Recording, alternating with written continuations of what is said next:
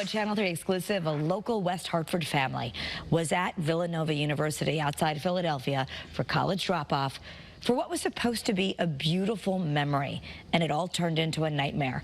I spoke with Kate Munoz, who was at the goodbye mass for parents after dropping both of her kids off at Villanova when they had to run for their lives with reports of an active shooter. We know those reports now were a horrible, cruel hoax. Here's Kate. We got a Nova alert on our phone, which is like one of their alert systems, saying there was an active shooter.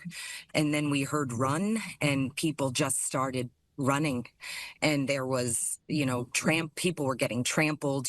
We lost our daughter at one point. My husband was running back trying to find her. Then when we all got together, we all just sheltered in place in a closet in the Connolly Center where we were safe for a bit. And then we were then sheltered to a larger room where they provided water and food for us and told us that the building was secure and we were in lockdown.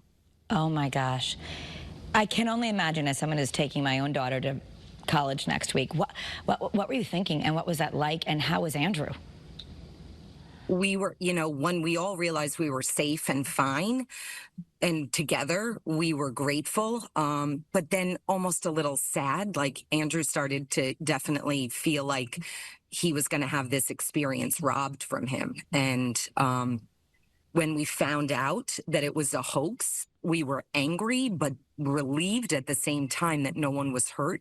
And we were just hoping that they could go back to business as usual, which, we credit Villanova did an outstanding job. Father Peter came back together. He blessed the children and sent them on their way and promised that he would keep them safe. There is a video that I sent you that was taken by one of Andrew's friends who was sheltering in a dorm that had some up high, and she could see down, and you can see like people were just being trampled, and people were dropping phones and purses, and it was just, it looked, when we finally went back and were released outside, it was just like the display of chairs and personal belongings. It was unbelievable. I mean, this is his first time going to college. It's hard enough as a mom.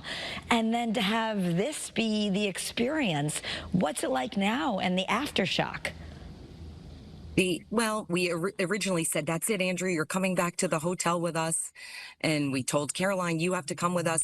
Our daughter lives off campus. And they both said, Mom, we need to be with our friends. We want to be with our friends. This is college. And as my husband and I said, all right, we have to let them go. And they ended up having a great night with their friends. I think it was a bonding experience for everybody that went through it together. And, he texts a little bit more now, so maybe that's a silver lining. He texted me this morning, good morning, and I think that he appreciated that we were there with him, but now just gonna move on.